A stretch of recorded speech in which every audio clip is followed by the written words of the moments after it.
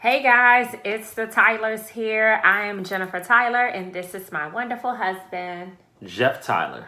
And we have not done this in a while, but we thought that this would be a great time to just share some things that have been on our heart, things Absolutely. that we are walking through. And I think we always hear the other side of testimonies and stories, but we never hear the story as couples are actually walking through something. Absolutely. And I just thought that so many people could relate to this, and so I'm really excited to talk about how to walk through, I guess, suffering or different challenges as a couple together. Right. Absolutely. It's so important because sometimes things will come that can gut punch us. Yeah. You have a lot of situations, trials, tribulations, what have you, that come up that you don't plan for.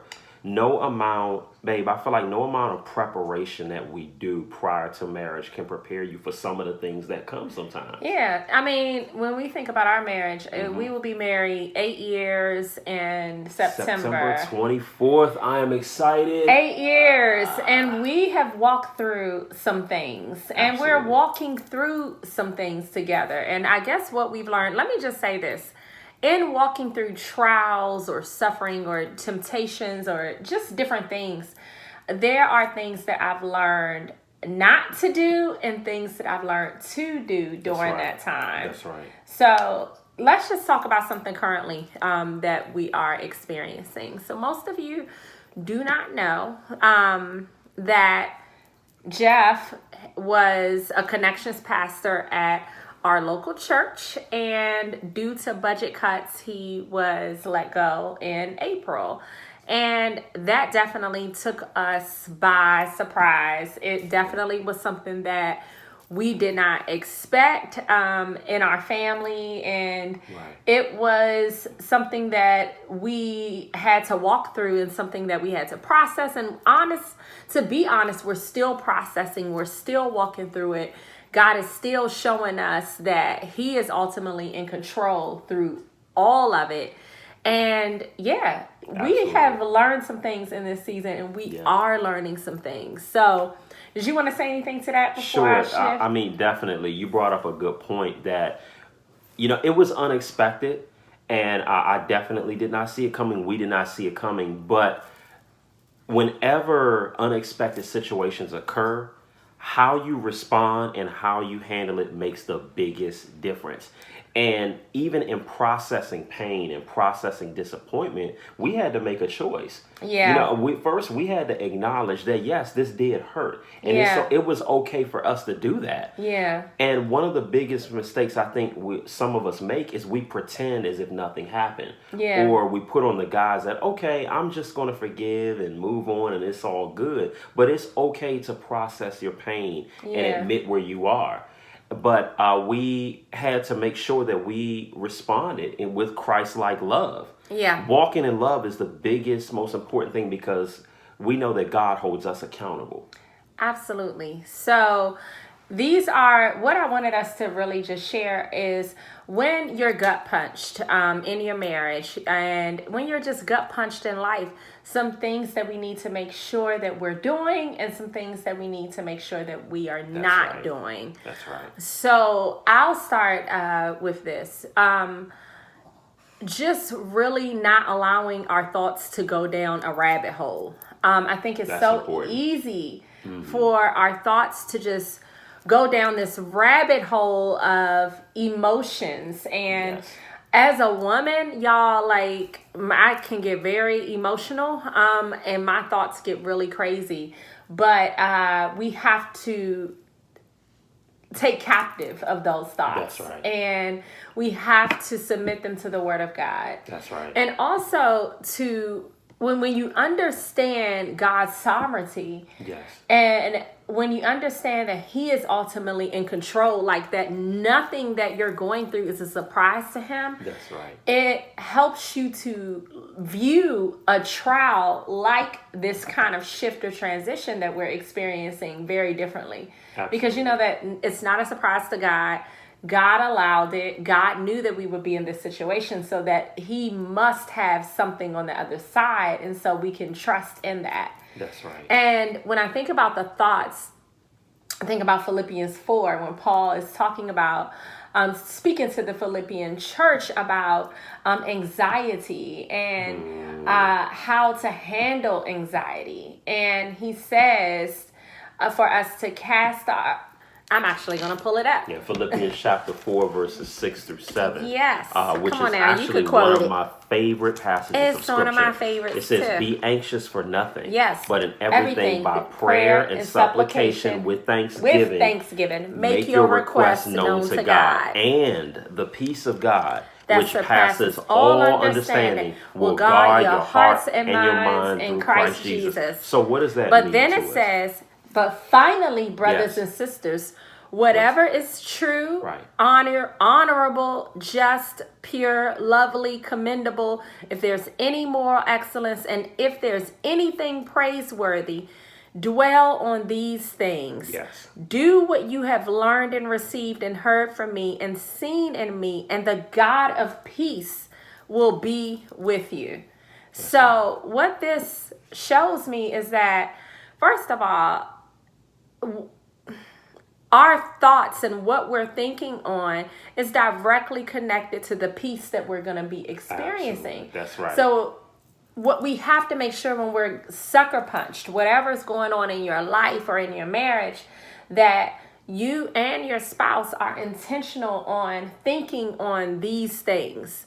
The things that are pure, lovely, commendable, and dwelling on these things, because it could be so easy for us to dwell on the negative, to dwell on the pain, to dwell on the hurt or disappointment, and then you go down a rabbit hole that you don't need to go down. Because we often make the mistake, and we've been down this road too. I know that I have. Whenever a negative situation occurs, or whenever Jennifer has done something that has upset me, or I to her, we have often been in a situation where we've allowed all these negative thoughts to just flood us. Yeah. And we, instead of casting them down, instead of releasing them to God, what do? We dwell on them. Yeah. I think every couple goes through that, where you just have a barrage of negative thoughts.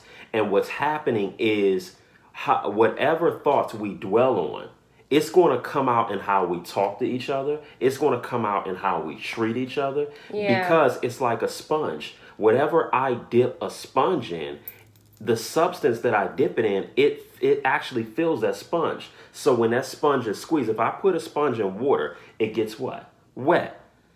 You can compare this to the thoughts. We are that sponge, and the water can be the thoughts. Whatever we allow ourselves to be consumed with, when a situation squeezes us that's disappointing, then whatever we've been thinking is going to come out. So we have to also make sure that we have a right view of what we think about God in these situations. Absolutely. I think that sometimes if we're not careful, we can become angry at God, or we can blame him for allowing something to happen. And we have to understand that our God, our Father, he's a good Father. And because he's a good Father, that he works everything out for our good and for his ultimate glory. So even though it may be a painful situation, he's working everything out for his ultimate glory, because it's all about his glory in the end anyway. It's not necessarily even about us. It's about, okay, how can God just get a little more glory out of your life? Exactly. And I'm like, that's how the sovereignty of God works. I'm like, there's God's so sovereignty much. works in such an amazing way that's beyond our comprehension. And some people ask, okay, well, if I'm making these choices, how is it that I'm still getting to this destination? Because God, he's so far above what we can comprehend, that he can even cause our mistakes to work for our good. Yeah. He can even take something and even the that mistake, we messed up on and turn it around. I mean, and the mistake, if there is a mistake, and he knows that you're going to make the mistake. He knows what we're going to do before we do it, and he knows what we're going to say before we say it. Because, he's omniscient, which means he's all-knowing. So we're already at 9 minutes. So I want to keep it flowing, because I know we could be talking.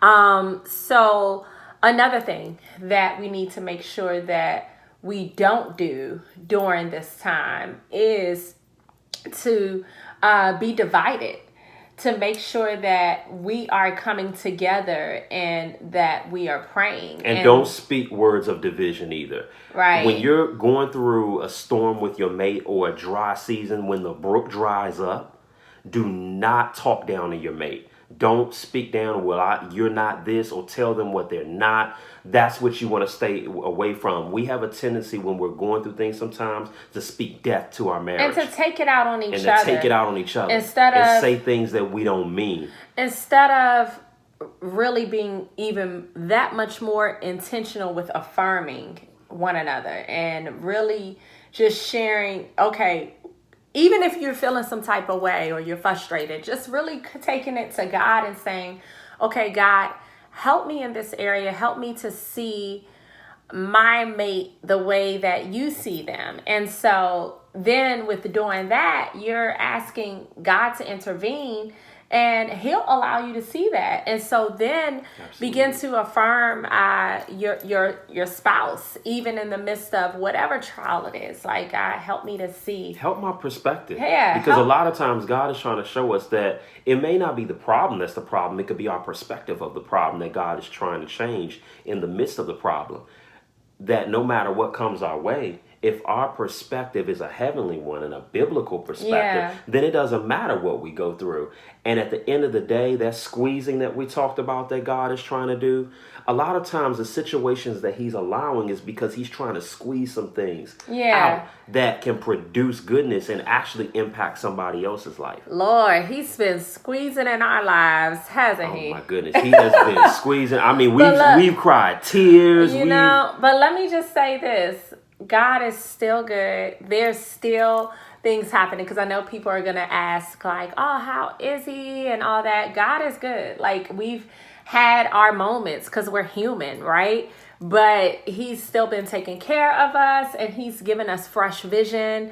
And it's good. I think it's brought us even closer, instead of pulling us apart, which the enemy wants to have these kinds of things to pull us apart. It's bringing us closer. So, guys, if you want more of this, there's so much more we want to unpack, but we don't want the video to go on and on and on, because we can talk. If you enjoyed this, let us know if you want more of this kind of talk from us. And if so, you'll be hearing more from the Tylers. But thank you for your encouragement. Thank you very much. Thank you for praying for us. And God is faithful. He's doing some great things in this season. Love you guys. Love you.